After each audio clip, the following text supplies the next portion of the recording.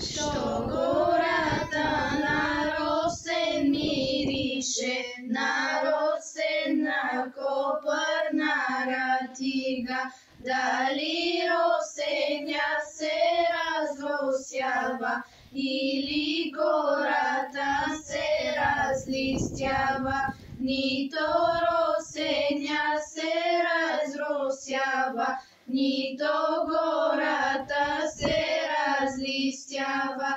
И у горица зелена градинка, сред градинка бял червен трендафил.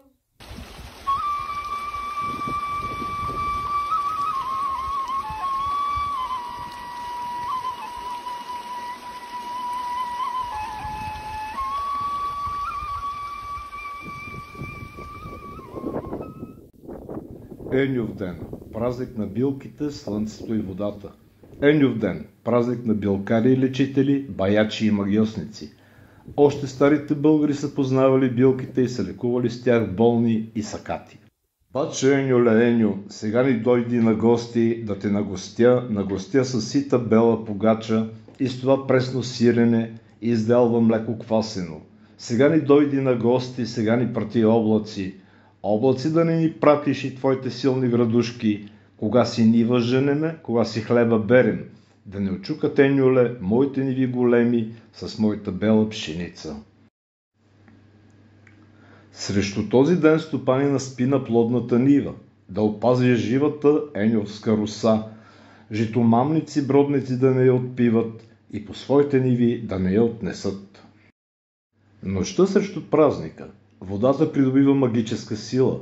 При залез слънце момите отиват при чист сладък извор. Наливат вода без да изговорят и дума, за да не се погуби от човешки глас магическата й сила. После в пълно мълчание й отнасят в дома си. А през това време там се събрали други моми, които са вързали еньови китки. Прикрепили са към тях пръстен, гривна или гердан, за да могат да ги разпознаят при наричанията. Еньовите китки се пускат в котлето с мълчаната вода, покриват се с червена кърпа или було. Оставят се да пренощуват под трендафил или плодно дръвче под звездите. На другия ден еньовата буля ще нарича за здраве, любов и женитба. Ако си мома облечи лека, бяла премяна и пръстен обручен с билкова китка завързан, пусни в нов пръстен съда, с вода мълчана, еньова буля с любим избранник да те увърже. Но идва денят, начало на истинското лято, Еньов ден. Всички магии и таинства изчезват. Слънцето играе и трепи на хоризонта, укъпано в жива вода. Жени и моми, изпълни с надежда и вяра в добрите сили на природата, излизат по поляните и берат билки. Търговците закичват с тях дюкяните си за успех. Домакините връзват на вратите на къщите си подбел и тинтява за здраве. А за опазване на реколтата от болести и градушки, хората оставят набрани билки в нивите. Ой, Еньо, Еньо, с еньовче цвете, цъфти земята, еньовче свети. Плетем запели в мащерки гъсти, венчета пъстри с дъхави пръсти. Да бъдем здрави, здравец сме сплели, от лайка бели да сме по-бели, от две лалета два шпоза смени и от три ружи три шпо-червени. Ой, Еньо, Еньо, с еньовче цвете, цъфти земята, жътвата свети. Според народните вярвания, болестите по човека са 77,5. За 77 болести има цяр, само за половината болест няма.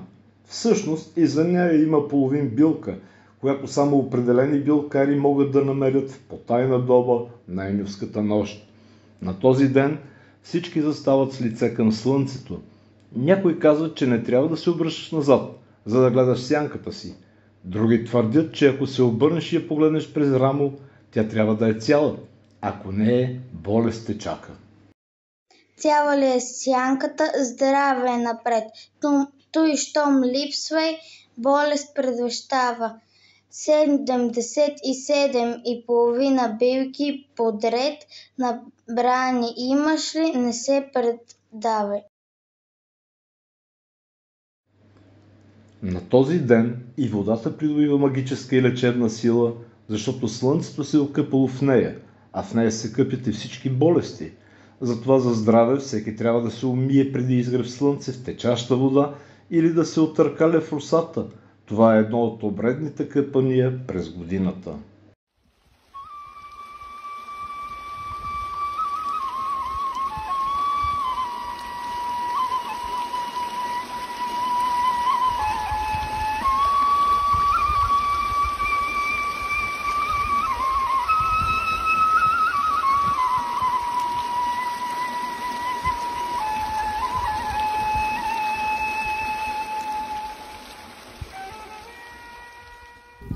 Сита ли си? Да, Чуйте, сита ще е годината. А жито ще има ли? ще има, ще има.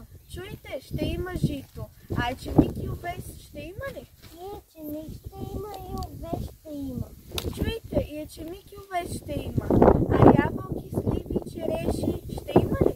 И череши ще има, и ябълки, и сливи. Чуйте, всичко ще даде Бог. А цената каква ще е?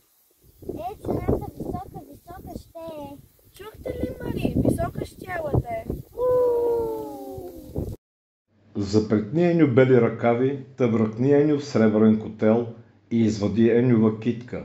Ръсни ми мълчана вода на сърце, на очите ми билет положи, та да ми хване магията. На душа ми врата отвори, та да дочакам Еню слънцето, нова сила да ми даде. С моя Бог да тръгна, ливето си да зърна па да позная на моята душица половината. Енюв ден. Изминала е половината година. Слънцето спира на този ден в небето, за да огледа земята. И човек спира своя бяг, за да се огледа около себе си и най-вече в себе си. Да си даде сметка какво добро и какво лошо е сторил през това време и по какъв път ще продължи по-нататък. На този ден той е с половин година зад себе си и с половин година надежда пред себе си.